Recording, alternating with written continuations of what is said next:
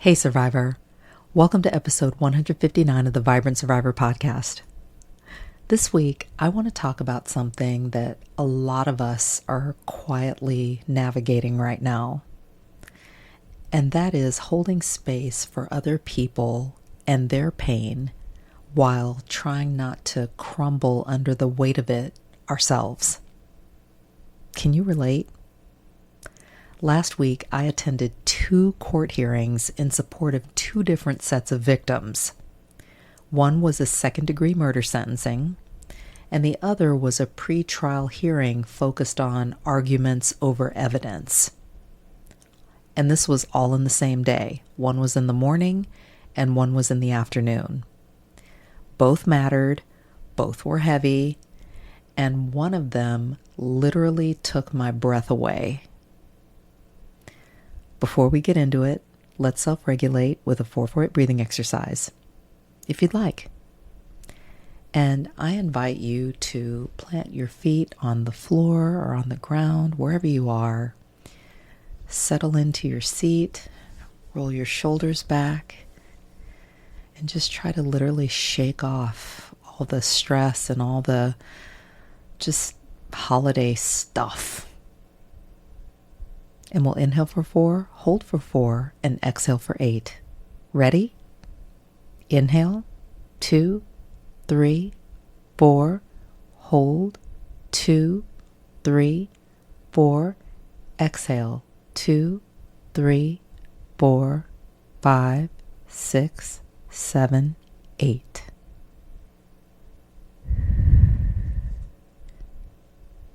What do you notice in your body right now? Grab your notebook and pen, and let's dig in. Hey, Survivor. Welcome to the Vibrant Survivor podcast. Do you want to disconnect from a narcissistic or toxic situation and heal? Are you Googling how to identify a narcissist, narcissistic abuse, and boundaries? Are you feeling stressed and lonely while trying to avoid being sucked back in and lied to again? Hey, I'm Leslie. As a busy wife and mom, I fell for the lies and manipulations of narcissists. I wasted my time, talents, and money on users who kept moving the goalposts. I wanted real relationships and business opportunities and to enjoy life with my family. Instead, I struggled with anxiety, panic attacks, and insomnia, and I couldn't trust my body or anybody until I took a holistic approach to healing. In this podcast, you'll find tips for healthy living, trauma healing, and boundaries so that you'll have the freedom, confidence, and inner peace to respond, not react, after narcissistic abuse. Take a deep breath in, let it out slowly, and just relax. This time's for you. At the sentencing hearing for the second-degree murder case, family members, friends, and community members stood up and read impact statements. And there was just this overwhelming sense of grief for the loss of the victim, the love that people had for him, and this tremendous void that was left when he died. And it just permeated the room. And it was very heavy. And a lot of us got swept up in the emotion of the testimonies and other people's tears and the ways that they were hurting specifically. And I know for me, there was a point where the victim's brother stood before the judge and just expressed all of this emotion, this like in a gut level, honest way, and a kind of a primal way that a lot of us could relate to, but maybe weren't dialed into at that moment.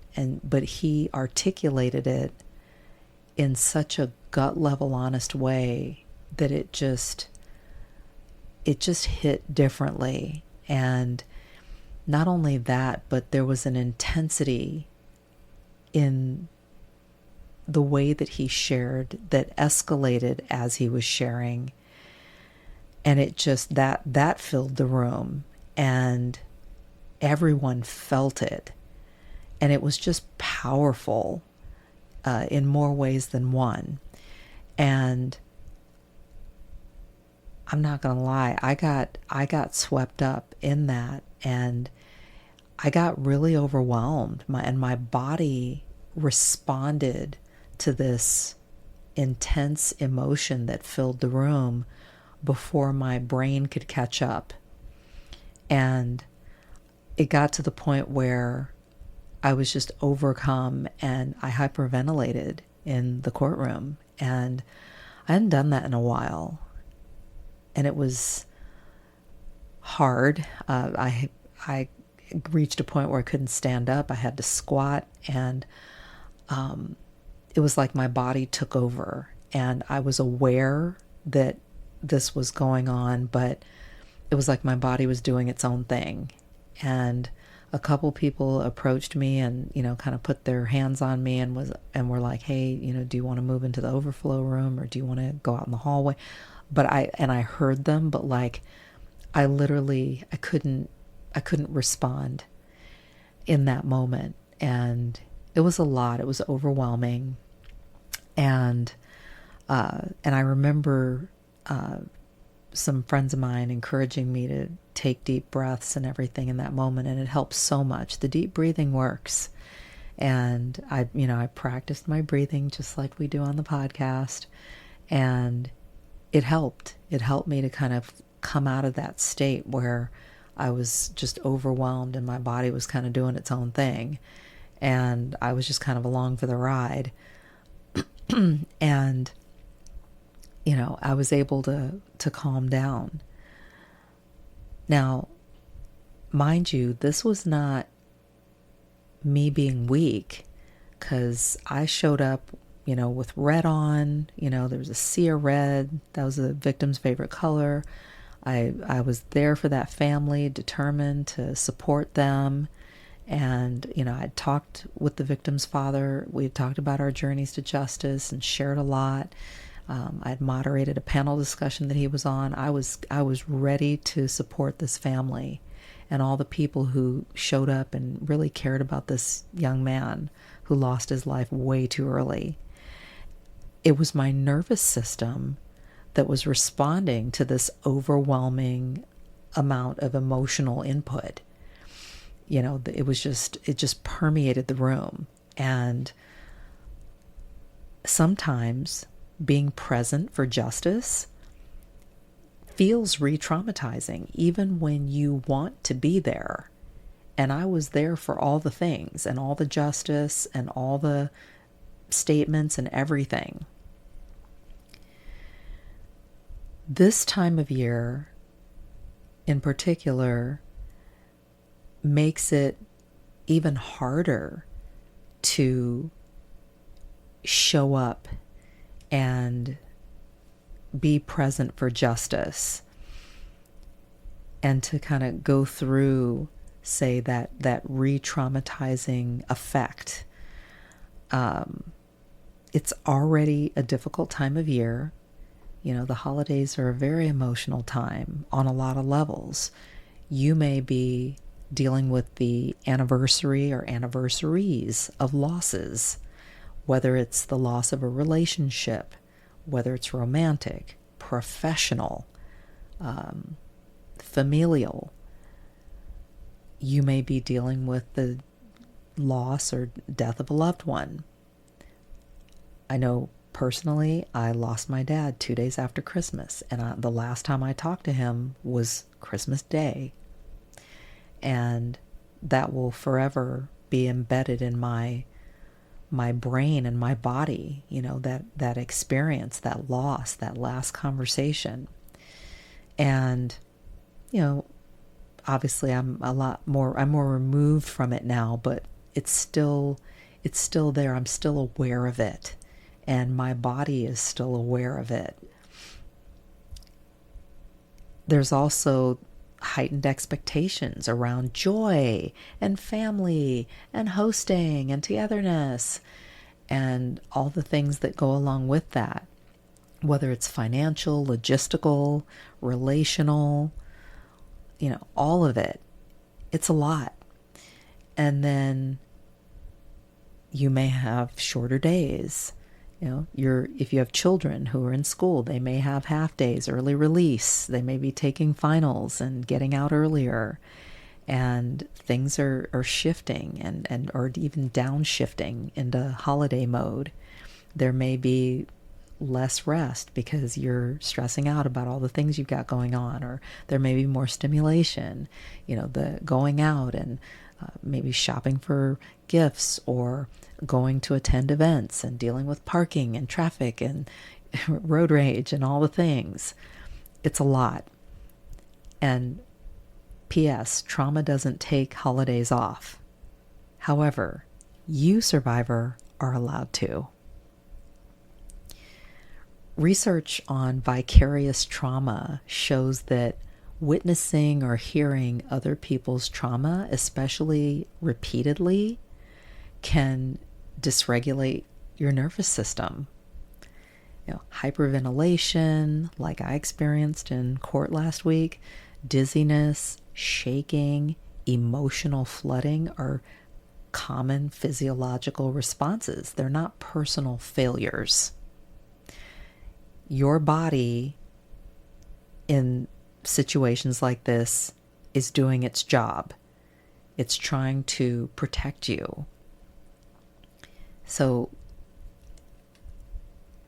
one way to reframe all of this is that listening to trauma isn't neutral.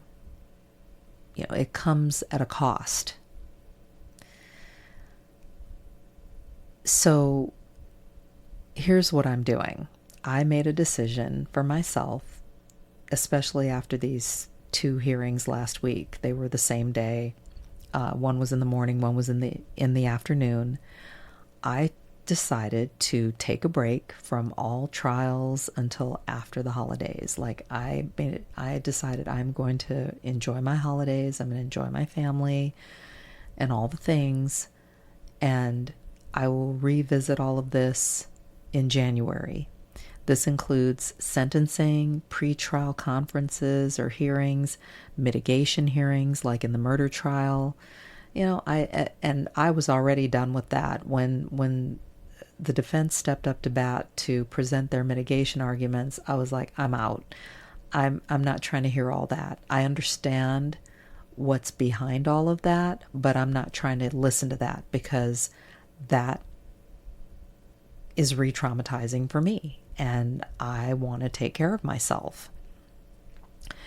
And I was talking to my psychologist friend, and she totally agreed.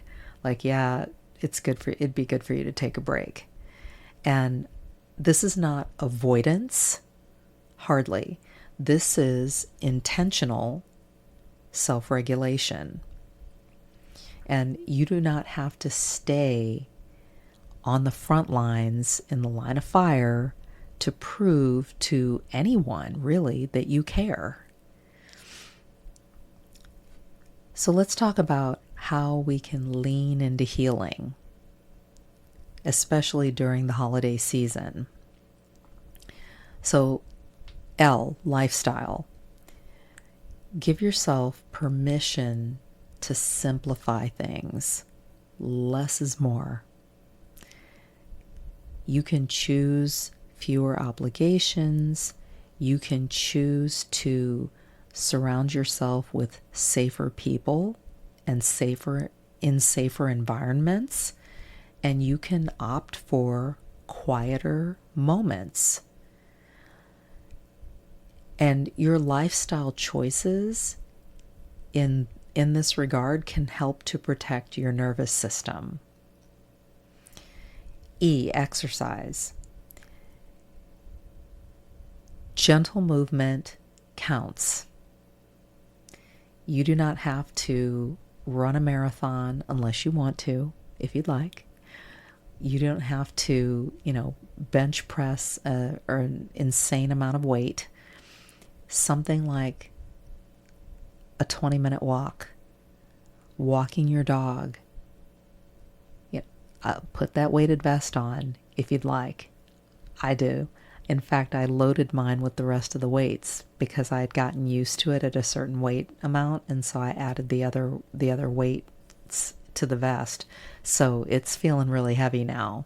But even some gentle stretching, maybe dropping in for a yoga class, or doing an online class, doing some breath work. These are things that can help. Movement can help to metabolize stress hormones that can build up when you are exposed to a lot emotionally. So make it a priority to move your body, even if it's gently, and in a way that you are going to be able to do consistently. Attitude. Let go of the belief that rest or taking a break is weakness. It's not. Reframe that, or adopt this type of mindset that listening to your body is an act of wisdom and self-care. Mindset matters. N, nutrition. Eat real foods to stabilize your blood sugar and boost your mood.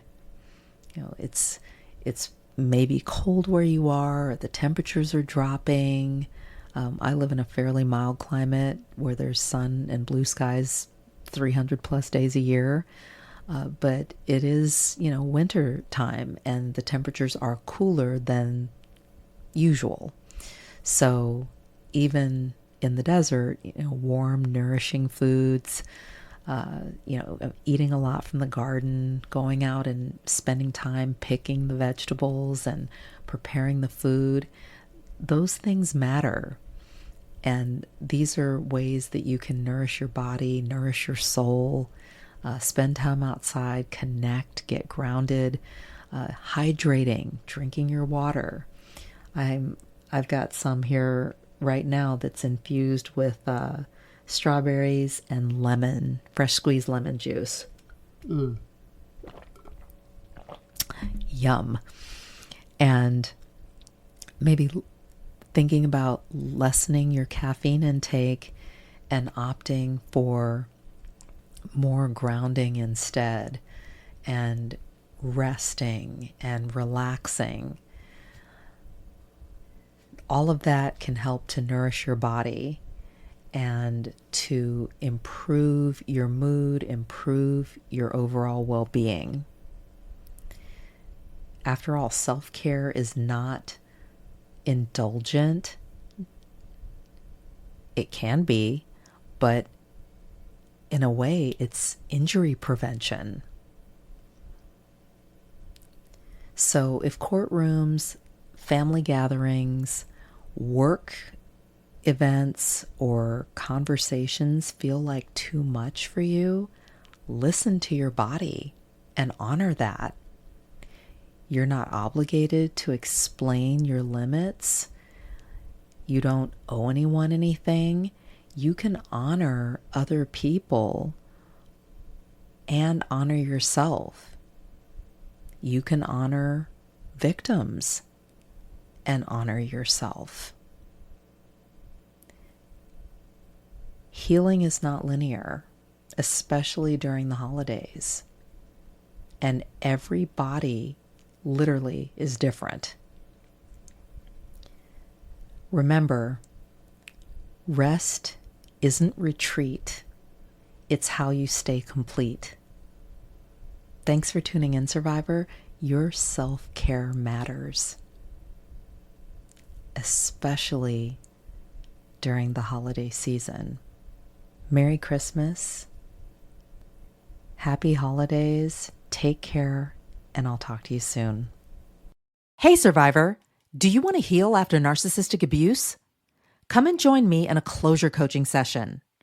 This is a 1-hour, one-on-one coaching call that's going to help you disconnect from dysfunction, create your own closure, and begin a long-lasting journey of healing, step by step. Head right now to closurecoachingsession.com. If this podcast has helped you understand who and what you're dealing with, sharpen your discernment, and move forward on your healing journey, share it with another survivor. Help me help others by leaving a review for the show. And let's connect on social. Take a screenshot, share it in your IG stories, find and tag me at The Vibrant Survivor, and I'll share your post too. I look forward to connecting with you on IG and seeing you back here. You're not alone and you're not crazy. Know who you're dealing with, know who you are. Take care, and I'll meet you back here next week. Bye-bye.